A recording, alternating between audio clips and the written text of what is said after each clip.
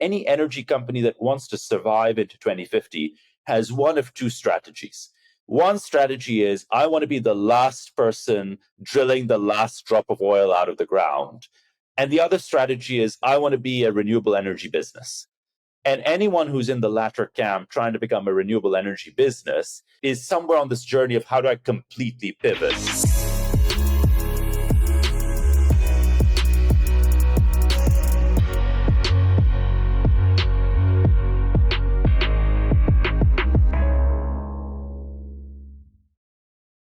Hello everyone, this is the State of Sustainability podcast brought to you by Altruistic. Today we're going to cover the sustainability market highlights that have been hitting headlines this last week, namely the corporate backsliding on climate pledges and the greenwashing clampdown. We're also going to dive into a specific topic on effective communications around your sustainability data, sharing learnings about how best to navigate this for internal and external purposes. Steph, hello. Hey, Izzy. Great to be back. Good to have you.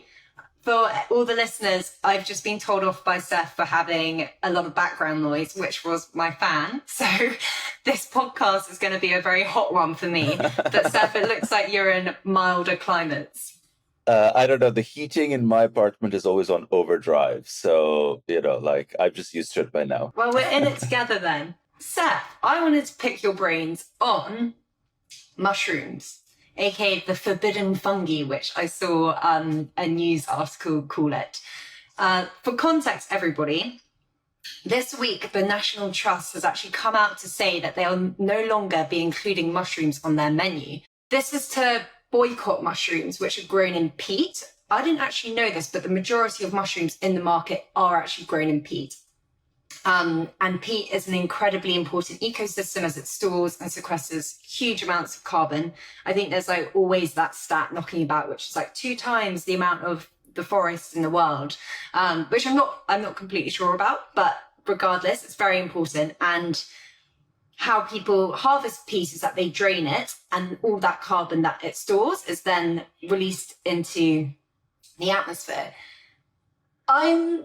I'm not sure about this, about them omitting mushrooms from the menu, because it's where do you draw the line? Do you then omit all meat and dairy, or is it just peat-based ingredients? What do you think, Steph? It's like that old quote, right? First they came for the beef and I didn't object because I didn't eat beef. Then they came for the chicken and I didn't object because I didn't eat chicken. And then they came for the mushrooms. I think it sounds biblical. Yeah, exactly. I think we in the sustainability space have a deep attachment to mushrooms. And I actually think it's going to come back to haunt us when mushrooms conquer the earth. For anyone who's read extensively about mushrooms and mycelium, you start to realize that it's basically a brain just spread out across the earth. And then you watch something like that show, The Last of Us, and it just go, your fears about mushrooms just go into overdrive. So I'm happy we're taking the battle to the fungi. Just kidding. I actually love mushrooms, but I think one of the interesting things is how our economy is able to take something like a mushroom that grows in, naturally sort of wild, very sporadically. If you think about where mushrooms sort of just come up, they come up right after the rain, and then suddenly the forest is sort of filled with mushrooms, and we're able to industrialize that process and have mushrooms on demand growing just kind of, in a predictable fashion and at a predictable quality. And that's actually quite interesting. If you look at sort of how you grow mushrooms, you typically have these large warehouse type structures, and then you have kind of layers, and it's not a surprise to me that this has come up. I think it was something that would come up eventually. The other aspect is many large mushroom farms are also placed near herds of cattle, for instance, and then you kind of have the waste. And at some point, that'll also become a little untenable as meat starts to decline from the diet, or dairy starts to get replaced. I guess the thing is that I think what we're coming up against is that the way in which we produce things and the quantities at which we produce them are the problem here.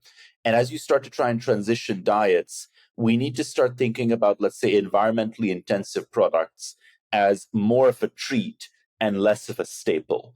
And we've sort of seen the same with beef, and we're maybe starting to see the same with dairy. I had a conversation with Oatly yesterday, and we were talking about how it's not about removing all dairy from the diet. The reductions that we need in dairy and meat consumption is not like 100%, but it's about just shifting the way in which you consume it so that it's less of a very staple bedrock of your diet.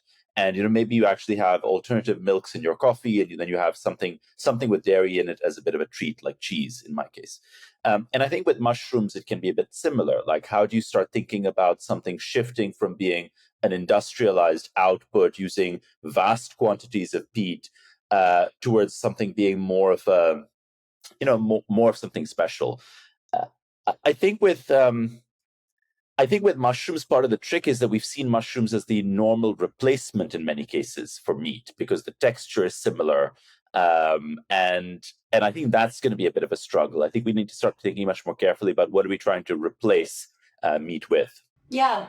And I think that's it. That's the shocking thing, is that how do I, as a consumer, know that this mushroom has been grown in peat soils when I'm going to the shelf to it's tricky enough to kind of differentiate between different types of meats, let alone actually knowing where your mushroom is grown. So I actually think the emphasis should be on the growing techniques versus the behavioral activities of the consumer. In the case of mushrooms, I completely agree with you in the case of meat, but it seems that actually the growing techniques should be different. I think other than the growing techniques, it's also about the transportation and kind of the, let's say, post-production part of the value chain, because one of the best ways to have the impact of the product is to have the waste, because the waste post-production captures everything that happened pre-production. So if, for example, on the in the restaurant or kind of on site, if you can actually reduce the mushroom waste by 20%, 25%,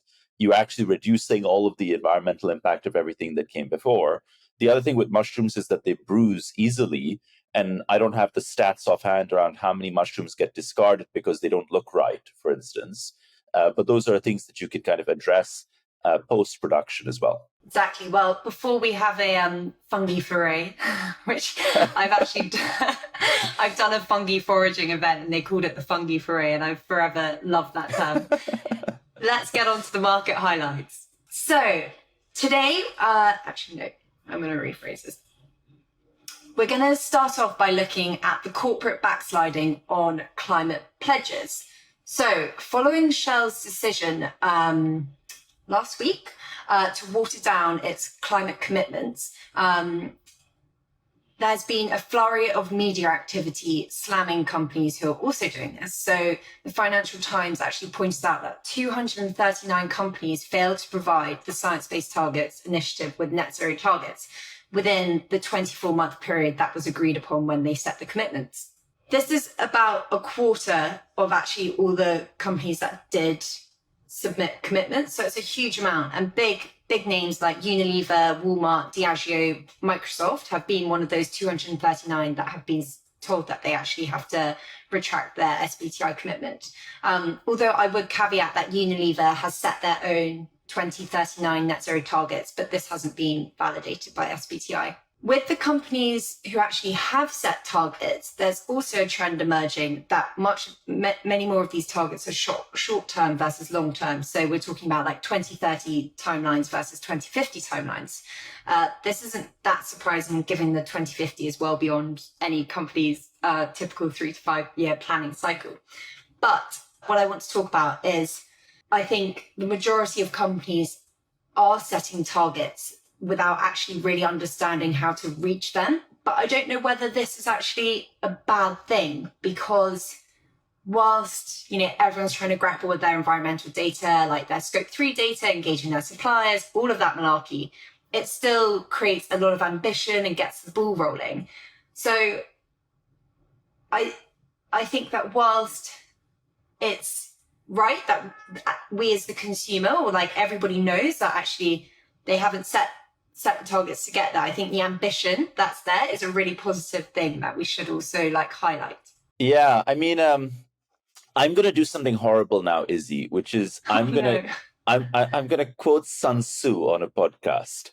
And like my favorite Sun Tzu quote, and I only have one, is that every battle is won or lost before it's begun. And the thing with these targets is that the targets were never viable. Like the original targets that many of these companies were setting, the original roadmaps never made sense, actually. And many of us in the sustainability space, we just sort of drunk the Kool-Aid of 2020 and maybe early 2021, where we were just so excited that this was happening and it seemed to be a real thing. And we'd had all these false starts before, and we felt like this was the real moment. And I remember, I think it was like 2018, I think, that Shell announced the executive compensation being tied to in emissions reduction. I think it was around the same time that Unilever said they'd be putting a carbon label on every pack.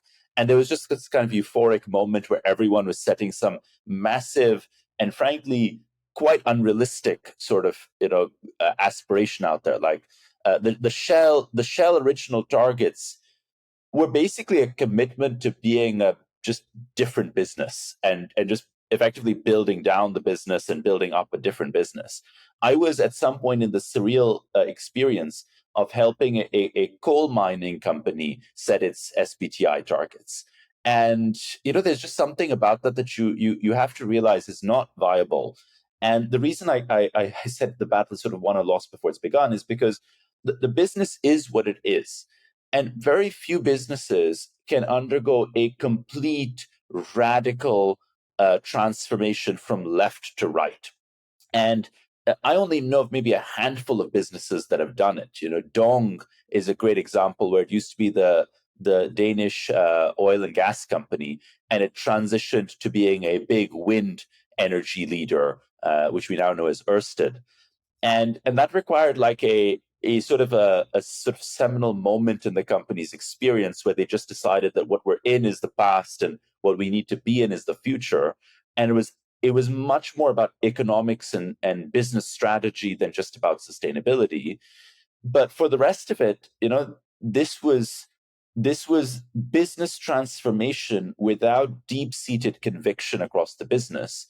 And while we can say, look, there's something wrong with that and it should be different, and these businesses and the people in them should have higher aspirations, like ultimately we're all the shareholders of these businesses. Our pension funds and insurance funds and our bank accounts are basically all financing these companies. And if we wanted more change faster, we have ways of creating that leverage. We can all show up to vote more often, just as a small example. So I personally am not surprised by this. And frankly, 6-7 months ago or more, I think we were actually posting on LinkedIn, and I was saying everyone's going to, a bunch of companies are going to start dropping off their targets mid-decade, which is exactly what we're seeing now, a little earlier than mid-decade. So I'm actually not super miffed about this. I do think that it'll go back, actually. So I think the pendulum is going to swing back. I think it's going to be, personally, if I had to make another sort of prediction off the cuff, I would say I think it's going to be another 5-6 years before the pendulum swings back in a big way.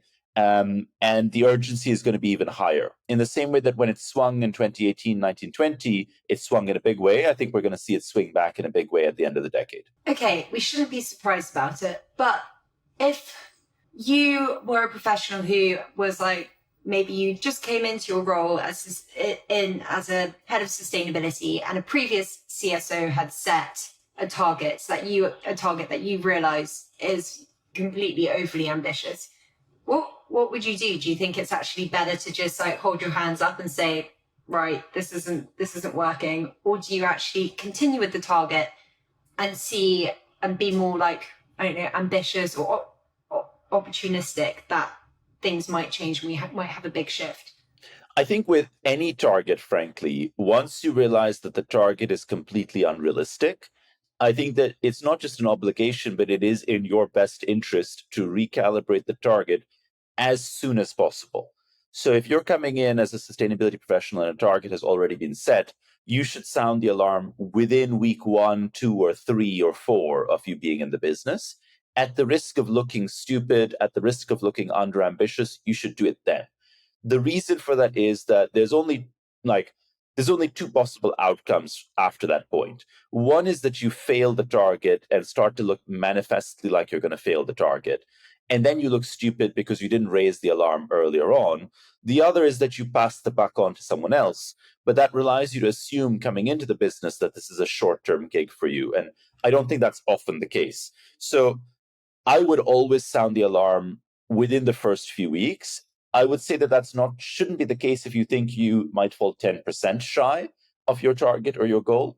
But if you think you're going to be 30% shy, or like there's a meaningful shift, then I would definitely sound the alarm quickly. And you'll read on how many companies are falling shy. Like, if I was going to take an assumption, I would say that most companies probably are going to fall shy of their targets because, as you said, data has come a long way in terms of finding out data accuracy, finding out actually the full scope of your the emissions that you have.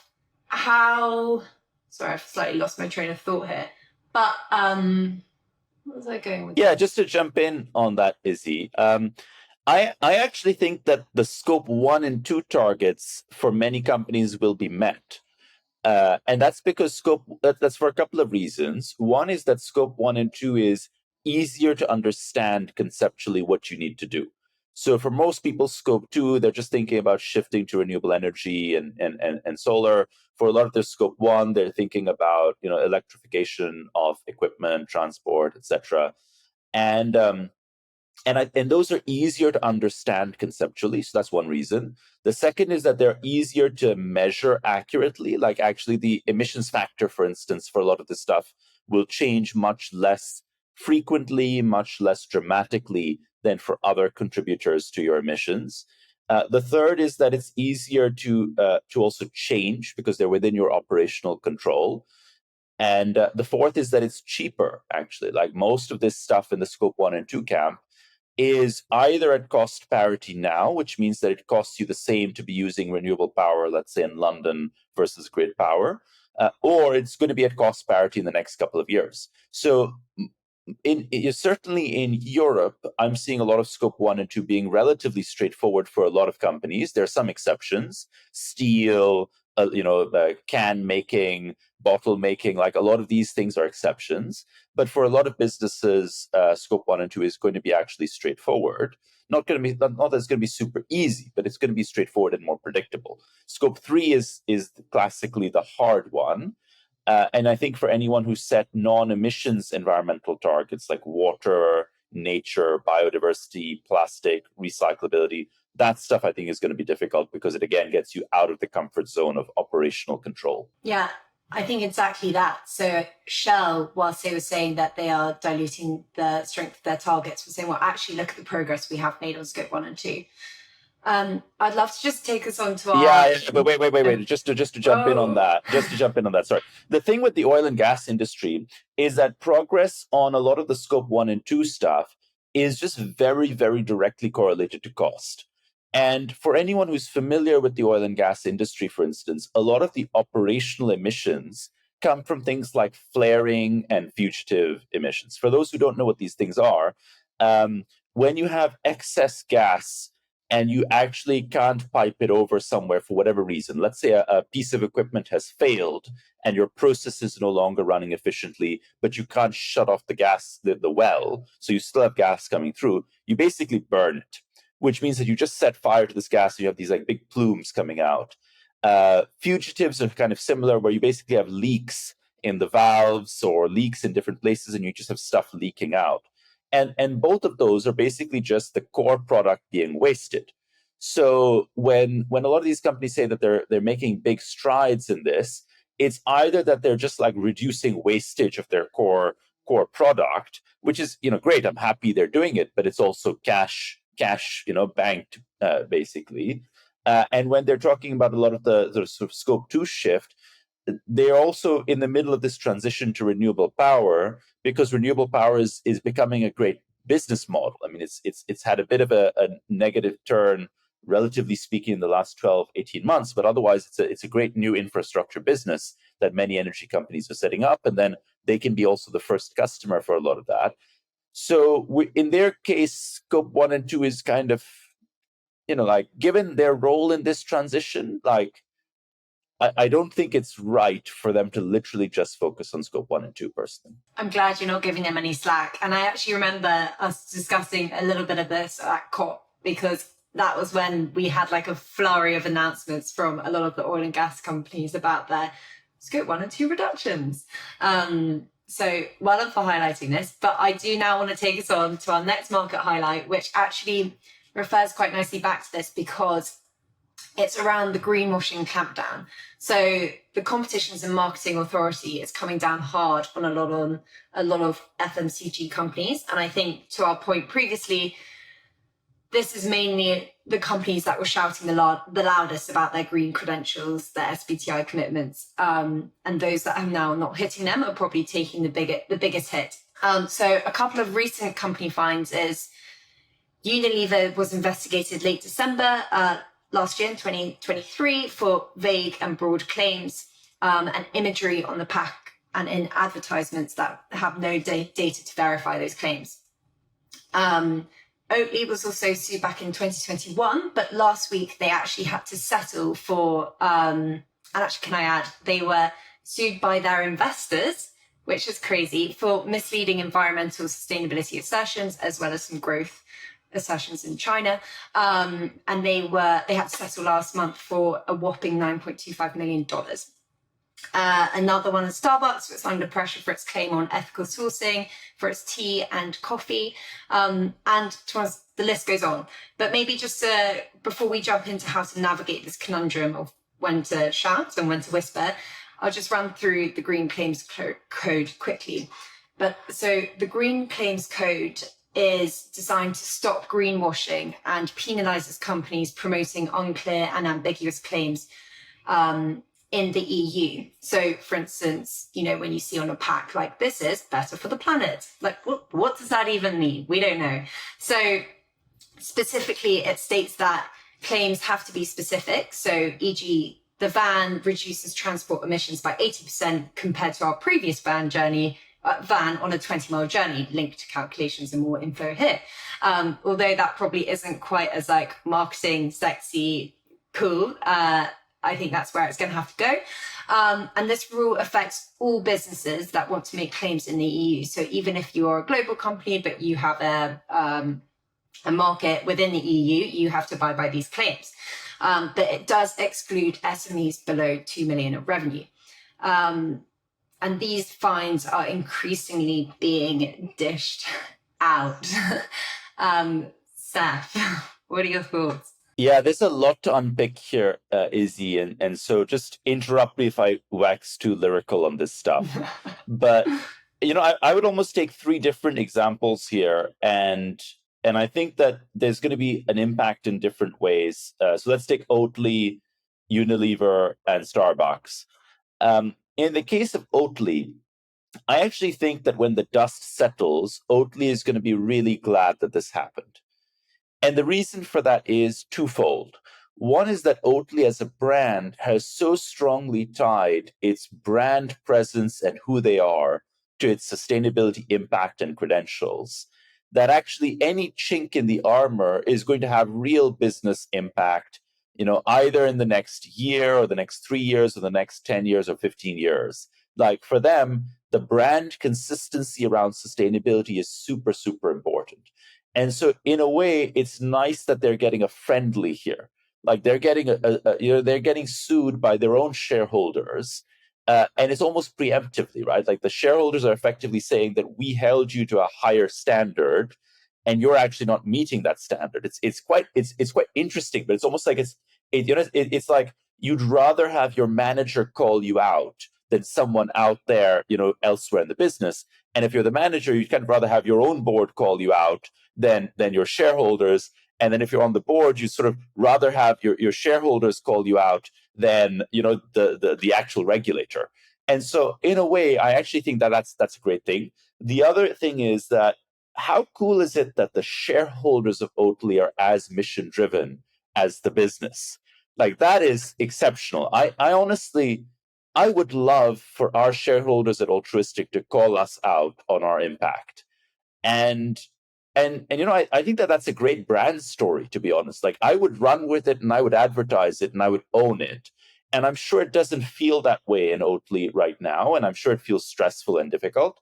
But when the dust settles, I think that Oatly will start to see this as the boon or the gift that it is in some ways. And I realize that might sound strange, but that's a little how I would see it. The 9 million is a lot, but it's not crippling for a business of Oatly's size. They're not huge, they're not a major, but they're big enough that they can move past this, and maybe it gets settled or something similar. They can move past this.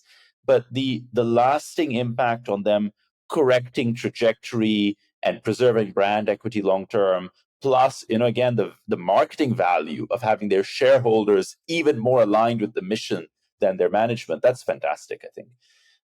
If I look at Unilever, I think that large companies like Unilever have a really interesting problem where they have a sustainability team and set up, and they have a marketing team and set up. And there are some overlaps, but it's not always clear. And so I think that in many cases, the sustainability team feels like they get a lot of pressure from marketing, or they get a lot of pressure to deliver the right messages and support the right messages. And I think that these sort of shocks help create better alignment. And Unilever as a business and large companies like them, in the long term, are very good at adjusting to regulatory risk. Like, they're in the business of managing this day in and day out.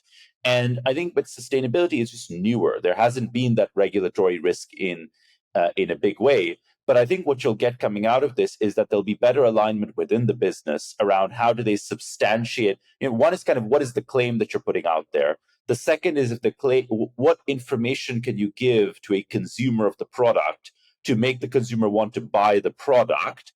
And that should not be technical information. That should be narrative, story, something that appeals, something that ropes in the customer into the journey emotionally that you're trying to create, the identity journey. And then below that, there needs to be defensibility of what you're putting out there, where you can actually back it up in an auditable way effectively and say, here's exactly where the claim comes from, here's what backs it up.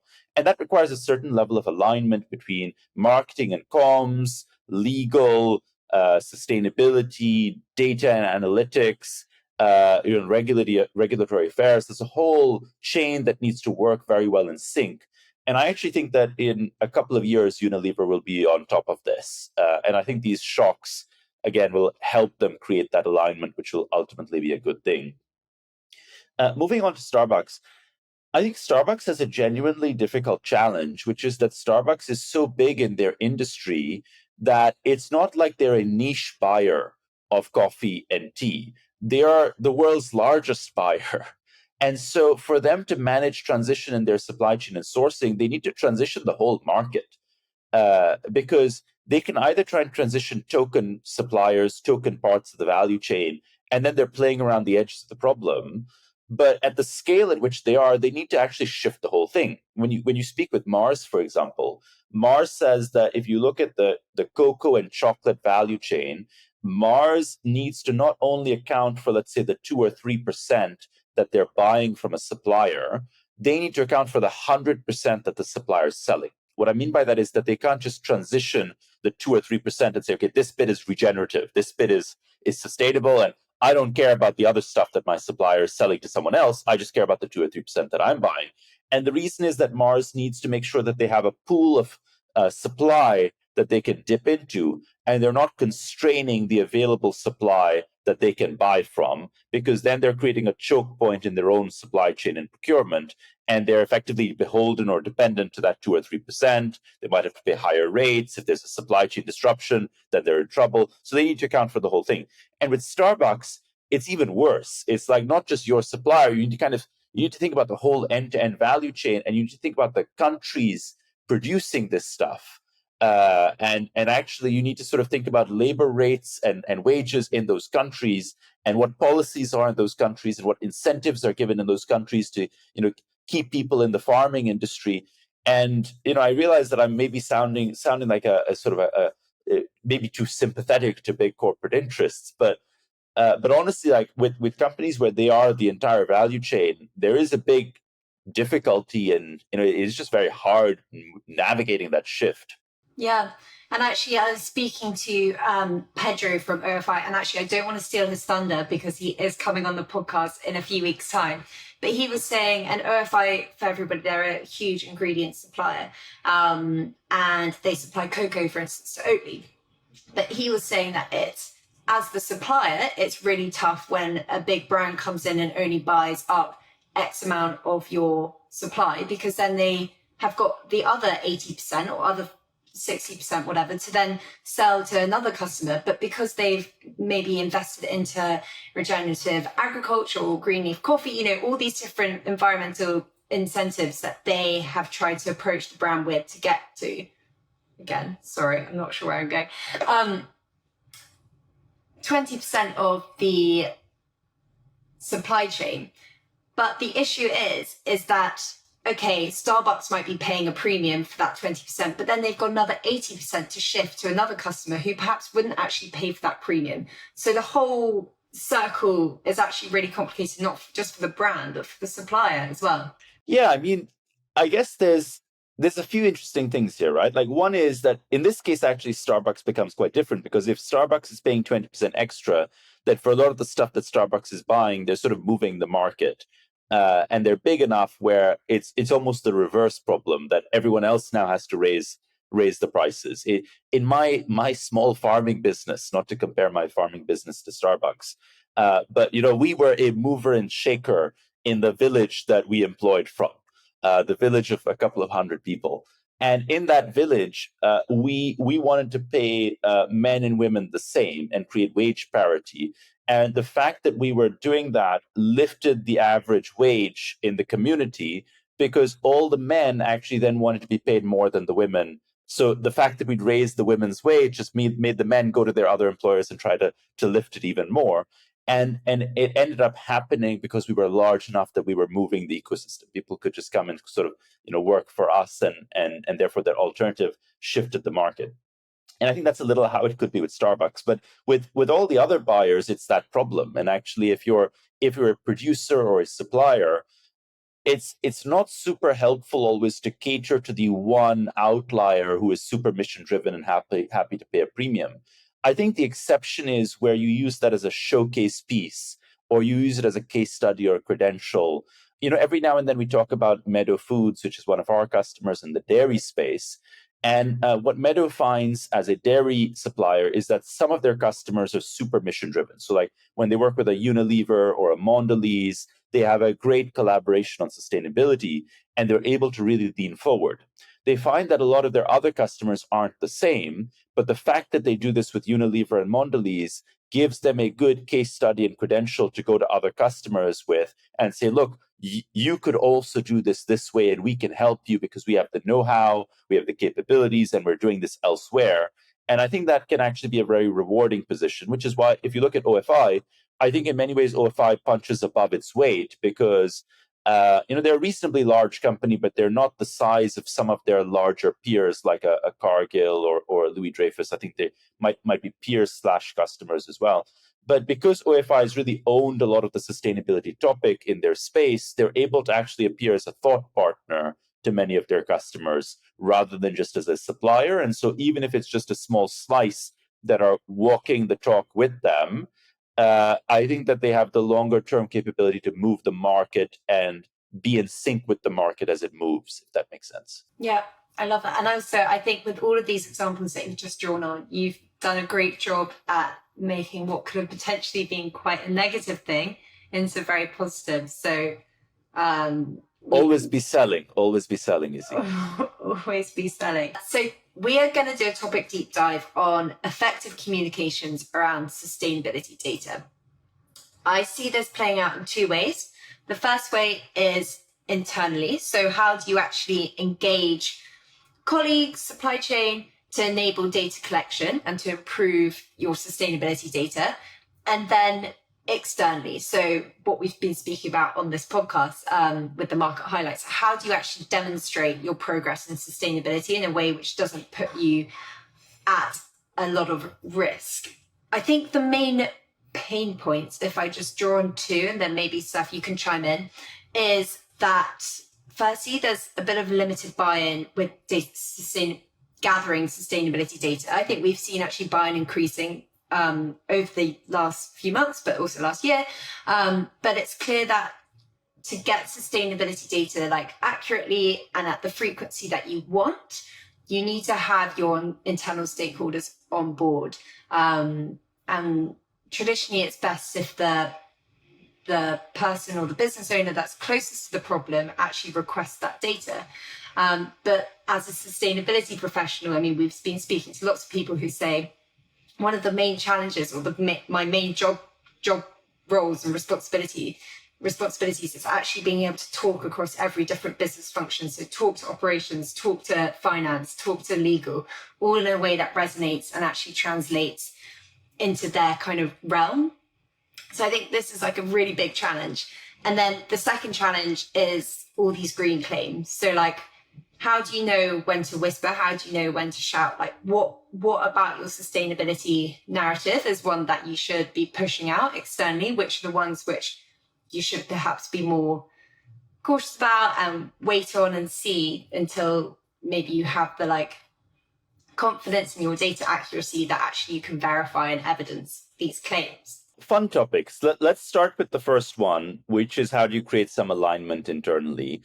And I'm going to give a sort of a left field example that's not from sustainability, just to make the point. So for a brief moment in time, a small period of about 8-10 years, I was a consultant at McKinsey, and I focused on sustainability and energy, and I had a side hustle for a little while in advanced analytics, which was basically where you're trying to come up with use cases for data science in a business, and you want to say this is what we're going to do with data science, and this is and let's come up with the model, and then let's scale it up and put it into operation at the business. So think about, for instance, optimizing a call center or optimizing pricing, these sorts of things. And there was actually a really interesting playbook for how you do this, which is you first want to identify the business problem, which is why do we care? What do we want to do? Why are we doing this? Why is this important? Let's really crystallize what are the pieces that's important. This has nothing to do with the data. This is just about business value, business problem.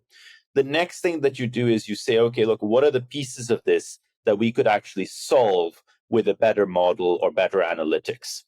And then you kind of go the step behind that, which is you say, okay, what is the data that we need to feed into this model with the better analytics to deliver the business value that we're talking about? And then you kind of say, we're going to kind of put this whole chain in motion. And actually, we're not going to get accuracy out of that. And we understand that. If we get 60% accuracy, we're super happy. And then if we kind of take it up from there, fantastic. But we're not looking for high accuracy to start with. We're just looking for something that works, and ideally something that 1 in 2 times gives us the right answer or a better answer, and then can get better. I'm simplifying, and our data science team will probably crucify me after this. But to be honest, we put this into practice ourselves as well in our own sort of use cases. And in the sustainability data world, I think it should be the same, which is rather than just leaping into, we need a carbon baseline, it has to be as accurate as possible, it has to be as holistic as possible, and it has to never change. I think it's much better to say, look, put aside for a moment what we need for regulatory reasons. What is the business problem that we can solve with better environmental data? What environmental data is most important for that, actually? So let's say the business problem is we're a logistics company and we want to provide our customers with really accurate, really granular information around what routes they've used and what modes they've used and what fuels they've used and how they can shift to more sustainable alternatives. Because by doing that, we can build a better equation with them and have a better commercial relationship. Then you say, okay, for that, what analysis do I need to be able to run? Do I need to have like all the individual routes, and I need to be able to say which route was more emissions friendly? And then what data do I need to make that work? Okay, so I need to have what trips were run, what parcel weights were used across those trips, what was the timestamp? Here are all the things that would be great. Out of all these things, which ones do I have? Which ones do I not have? Okay, great. Now let me actually run something through this, get an output. And then maybe it's half accurate, but I can then figure out which bits do I refine and make better. In some ways, I will appear to be overcomplicating this because there will be some of our listeners that think, well, I could just create a spreadsheet and use some assumptions and create a carbon baseline. But I think that what you get out of that is something that is pretty useless for anything in the actual business. Whereas if you start with the business problem, you then work backwards, you then create an infrastructure that you can actually refine and improve to deliver better business value. And I would almost take that lens even at an activity level when you think about your carbon emissions, for instance. And I think the same will apply for water and nature and biodiversity progressively. So that's a little how I would create alignment, which is you create alignment around the purpose, you then create alignment around the steps, you also create alignment on where this is not going to be working, it's not going to be super accurate, and you create alignment on how we're going to improve this and when and where. And you keep everyone bought in on the journey and the updates and the status, which means that actually everyone then, when you get to 60% accuracy in the first run, everyone's like, wow, that's amazing. We were expecting this to spit out total rubbish, but it's actually, accurate more than 1 and 2 times. Whereas otherwise you would have said, well, it's only 60% accurate. My financial data is 99% accurate. This looks horrible and useless. But actually you get celebration at inaccuracy relatively, and you get celebration at every incremental piece of accuracy thereafter. So that's a little how I think about the internal comms side. Let me pause there, Izzy, before we move on to the externals. Well, I was literally about to ask, would you also go down that route for external purposes, or would it be different? No. Well, yes and no, actually, to be honest. So I actually think that there is a very interesting counterplay here, which is for companies to be more honest about the stuff that they're getting wrong. And let me give you an example that actually sticks with me from a couple of years ago, which is Ace and Tate, which is the sunglasses brand. They're sort of trendy European brand that I'm a customer of. And what I love is at some point, one of the co-founders of Ace and Tate put up a post on LinkedIn, or like an actual article, and he reposted on LinkedIn. And he just talked about, he basically said, look, we've effed up. And here are all the ways in which we've effed up. I was about to interject and say, Seth, please don't swear on the podcast. I'm glad you're a step ahead. I didn't. I held back, Izzy. I held back. And he kind of just listed all the stuff that they got wrong. And that has stuck with me 2 years later. And that's the best kind of, I think that's the best kind of marketing, where you think about the business as humble, introspective. You think about them as having a high moral standard, and it sticks with you, right? It stays with you. And I felt better about being a customer of theirs after that. And so I think there is, I don't think that'll work for everyone, but I think that is a strategy. I'm not saying that's my answer to your question, Izzy, but that is one strategy. Well, I think Greg Jackson also drew on this as actually a way of employee value, and actually, because if you're honest and you're transparent about what's going well, but actually equally the big areas that's not going well, that can actually create a lot of trust, and also commitment and loyalty from not just customers, but loyalty. And I think, Seth, you actually spoke about building these issues and F-ups into folklore and stories. And I think you do that very well at Altruistic as well. So everyone remembers them and they become almost part of the culture. I don't talk too much about Altruistic, but I'd love to on this occasion. But let me quote it, make another quote, which is from V for Vendetta this time, which is, ideas are bulletproof. And I think that actually, if you look at what Greg Jackson does very well, Greg is usually not quoting specific numbers to do with his business. He's usually not saying we did X and this is why we're amazing, and here's the number to back it up. I doubt if Greg knows what his carbon footprint is, frankly. And I say that despite us working with Octopus on their carbon footprint. But I think what Greg does very well is Greg talks about the mission. Greg says the mission is clean, green energy. The mission is that we need to electrify the world, and we need to electrify the world with green power. And that mission becomes the green agenda for them. That mission is the sustainability credential. And it's very hard to sue someone for being mission driven in that way. It's easy to sue someone for getting the numbers wrong. It's very hard to sue them for the idea. And at Altruistic, one of the things that I've thought about, and I think about this internally, but I'm also thinking about this externally, is how do you rely on the power of rituals and sort of important pivot point moments to create a sense of culture and values. And so, we had a big moment recently, as which you're aware of, where we had a data challenge, a data issue. And what could have been something that was an isolated instance that we said, look, this is related to one customer, and it's worked out fine actually, and all the chips have settled in the right way, and let's sort of move past it and forget about it. That's actually an opportunity to create an experience that everyone remembers and that means something to people. And for us, it was to say, look, actually, the quality of data that we're generating is not only important for us, but it's important for the industries that we work with. And actually, if we're not holding the wall on that, then no one is holding the wall. That's on us.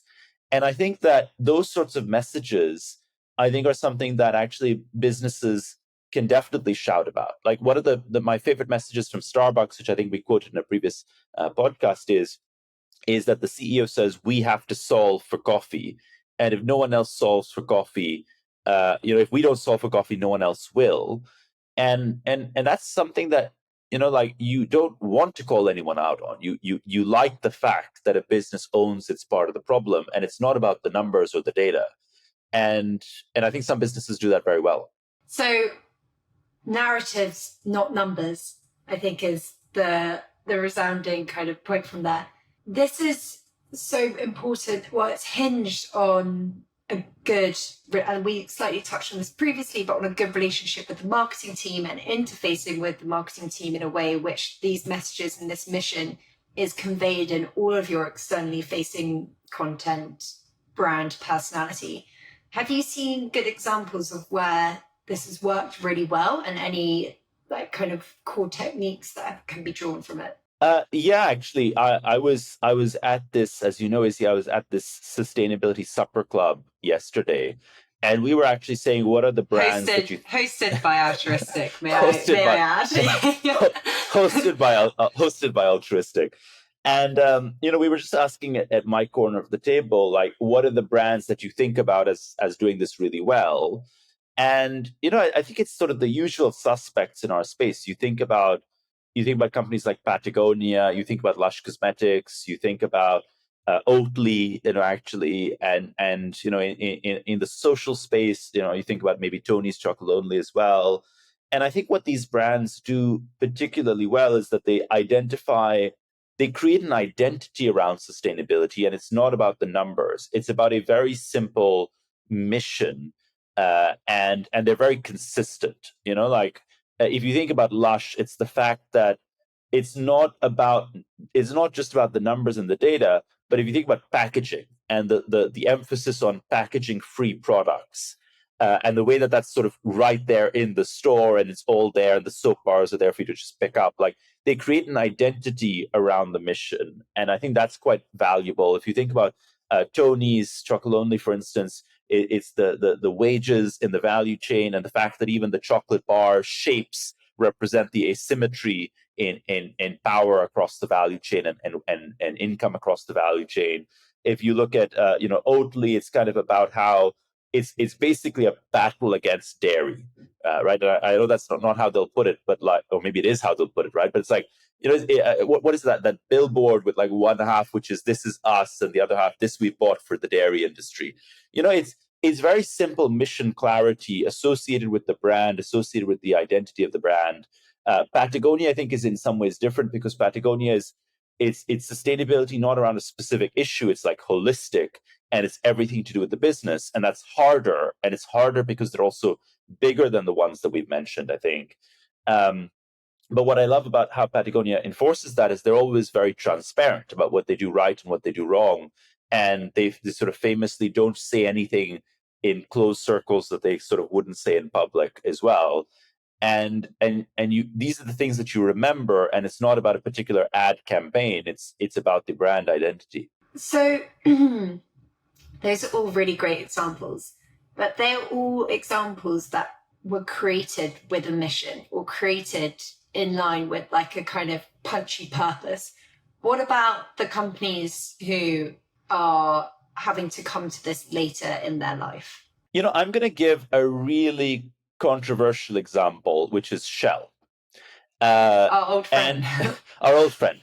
And the reason I say this is because Shell's legacy is that they are an oil and gas company. And let's be honest, they have a really horrible legacy. Like, they have done some really terrible stuff. Not going to sugarcoat it, not going to lie. When I was at high school, I was reading about like the Niger Delta and like executions that were allegedly like state kind of like the state being backed and pushed by Shell. Whether or not this is true, I just mean that like the brand out there, the story out there in sustainability circles is not a good one, right? They're part of a small group of sort of public enemy number one category companies for the sustainability crew, myself included. But at the same time, if you look at the transition that Shell has been undergoing since around the, let's say 2013, 14, 15 era onwards, it is a big transition that they're trying to achieve. And there are a lot of reasons why they shouldn't do it. And if you kind of, again, I don't think it's super important personally that they've stepped back from their targets, because I think the targets were overambitious to begin with. But what I find interesting is that they're committed to some form of real lasting change, and they've been committed to that for a while. And if you're ever inside Shell, inside the building, you see the messaging everywhere. You see the focus everywhere. You see the teams working on this everywhere. You see the deep analysis. Like, they were putting out their Sky scenario, which was the transition pathway, in a super meticulous, detailed way in 2016, 2017, I think is when it came out. And almost no other company in any industry was doing that. And they were sitting there in the oil and gas industry and doing that. And they were investing real dollars in trying to shift their own business towards renewable energy. And relative to their cohort, relative to their peers, they were so far an outlier that at some point over the last few years, there was a conversation happening, which is Shell destroying enough shareholder value in dollar terms that actually they're an interesting acquisition target for one of their less sustainable peers to buy them and actually just roll back all the sustainability stuff and increase the share price and the shareholder value. And it's almost like a kamikaze moment, actually, where you go so far that you're actually like, just how capitalism works. You're basically that sort of, you're running across the lines with a bomb strapped to your chest. And which is a horrible example that no Pakistani man in their mid-30s should ever quote.